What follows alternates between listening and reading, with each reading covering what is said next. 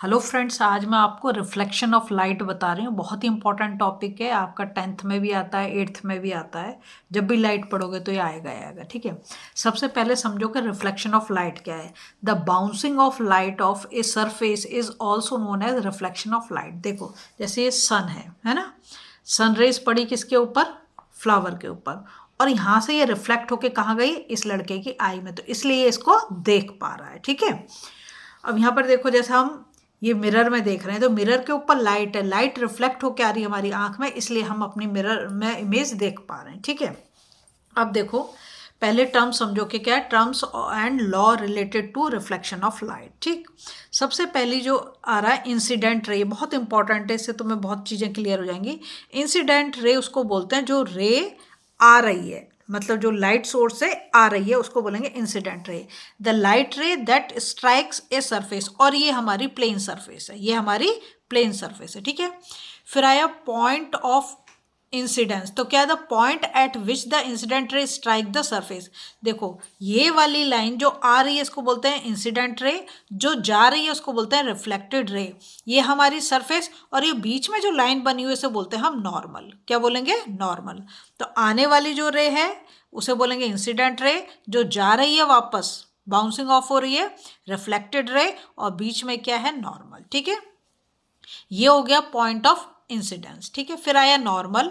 The line drawn perpendicular to the surface at the point of incidence. ये perpendicular मतलब 90 degree बना रही है, ये लाइन, ये जो है क्या बना रही है? 90 डिग्री बना रही है। ठीक है, उसके बाद है एंगल ऑफ इंसिडेंस, बहुत ही इंपॉर्टेंट, इसको आई से रिप्रेजेंट किया है। The angle between the normal and the incident रे। देखो, ये नॉर्मल है, ये वाला ये नॉर्मल है, और ये इंसिडेंट रे है, इन दोनों के बीच में जो एंगल बन रहा है उसे बोलते हैं हम एंगल ऑफ इंसिडेंस। ठीक है, फिर आया रिफ्लेक्टेड रे, तो ये जो लाइन जा रही है वापस जो रे जा रही है, द लाइट रे that bounce off the surface, जो बाउंस ऑफ होके जा रही है उसे बोलेंगे हम रिफ्लेक्टेड रे।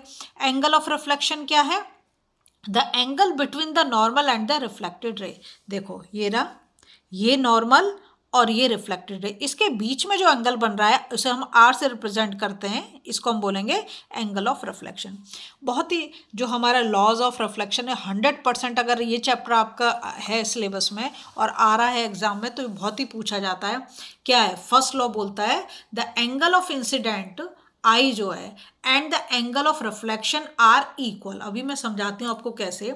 दूसरा है the incident ray, the normal and the reflected ray all lie in the same plane. देखो, ये तो हमारा प्लेन है, ये वाला हमारा क्या है? ये वाला हमारा प्लेन है। ठीक है, इस पे इंसिडेंट रे आ रही है और ये जो जा रही है इसे बोलेंगे रिफ्लेक्टेड रे।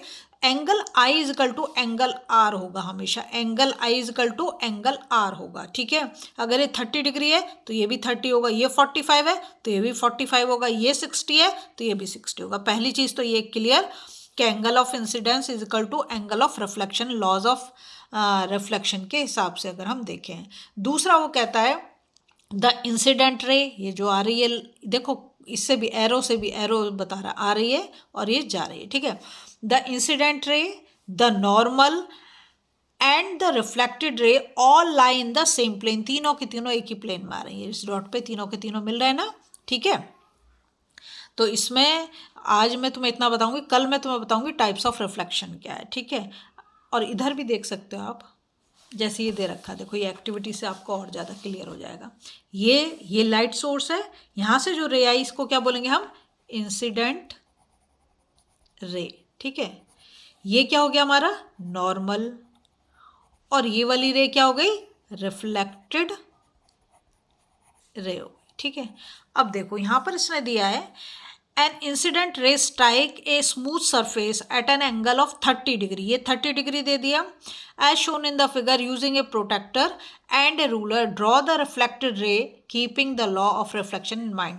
देखो, अभी तो मैं तुम्हें ऐसे करके बता रही हूँ, यहाँ से हम ऐसे बना देंगे और ये 30 है तो ये भी 30 होगा, और ये हमारी क्या होगी? Reflected ray. एरो हम ऊपर की साइड बनाएंगे, इसमें ये 30 डिग्री होगा क्योंकि हमारा लॉ ऑफ रिफ्लेक्शन क्या कहता है? एंगल आई मतलब is equal to angle r, तो एंगल आई हमारा 30 है तो ये क्या हो जाएगा? हमारा एंगल आर भी 30 हो जाएगा, और ये हमारी रिफ्लेक्टेड रे बनेगी। तीनों के तीनों एक प्लेन में ही वो लाया करें, ठीक है। अगर आपको वीडियो पसंद आ रही प्लीज़ लाइक शेयर सब्सक्राइब कर दें, फॉलो जरूर करें।